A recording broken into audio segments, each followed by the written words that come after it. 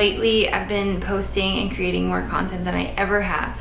And I mentioned in my last video that I've been sacrificing sleep to get it all done. I've been trying to make little adjustments here and there to give myself more margin and care. Often when I get too busy, the first place it shows up is in our home. Somehow, some way, clutter starts to creep. I don't know about you, but I want my home to feel like a good, happy, relaxing place to be. Definitely not like one more thing that I need to get up and get to. So, if you're like me, you've decluttered, and it was hard and tedious, but you did it. So why is the house still a mess? Why is clutter creeping back in? Did you fail minimalism? Let's talk about a few things. So the first is that decluttering, and I've said this before and I'm gonna just tell it to you straight again, decluttering never ends. It does get easier though, so much easier and way less emotionally draining. But I do want to be clear that you never arrive. At least I haven't. Minimalism is just a tool that I use to help me live a more intentional life. Number two is that there's no correct number of items to own.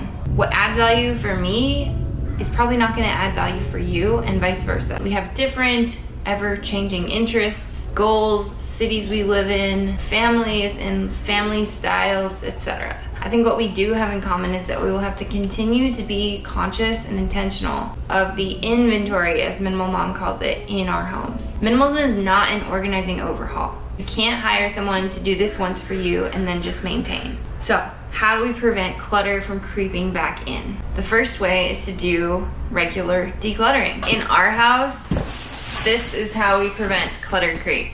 We have a box that sits in our garage or sometimes the office closet, and it's a permanent box that just sits there. Maybe you notice something in your junk drawer that you don't need anymore, and so you take 3 seconds, walk to your closet or your garage and put that item in the donation bin and go about your day. Or maybe you devote 10 minutes, let's just say every Thursday, to walking around your house, looking for little things here and there that have somehow come through the front doors and made their way into your home. Things like freebies, reusable bags, clothes that for whatever reason don't fit anymore, products that were supposed to solve all your problems and didn't, a kitchen tool or gadget that you haven't used in months. You collect those items up and put them in your box. Once a month or so, I go through the box and decide what I can either put on OfferUp or just take to the donation center. I transfer the contents. I usually organize them a little bit so that they look nice when they arrive at the donation center into a either reusable bag that I'm going to donate or into a Trader Joe's paper bag, something like that. And I leave it at the donation center and I put the box back in the closet for more maintenance decluttering.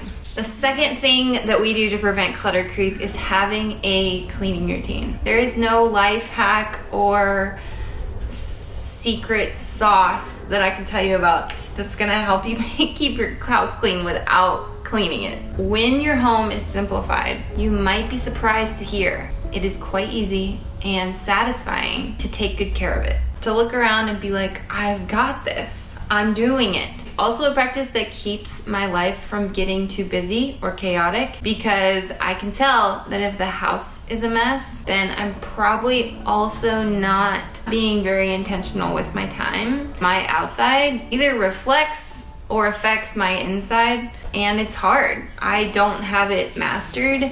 Saying no, going for a walk, cleaning the dishes, going to bed early. It's hard to pick those things over the instant gratification of some product that promises to fix it, or scrolling my phone, or watching Netflix, work binging.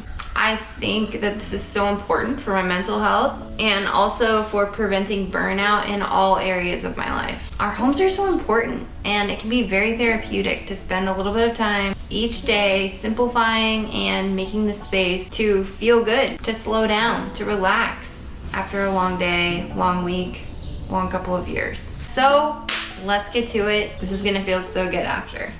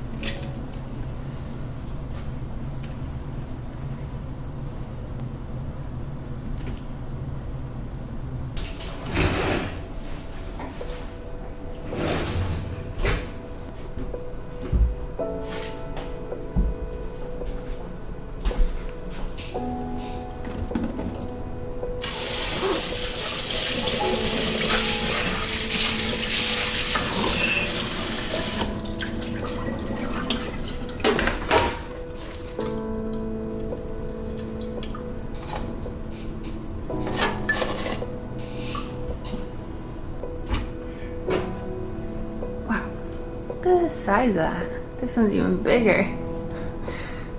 That is the biggest grapefruit I've ever seen.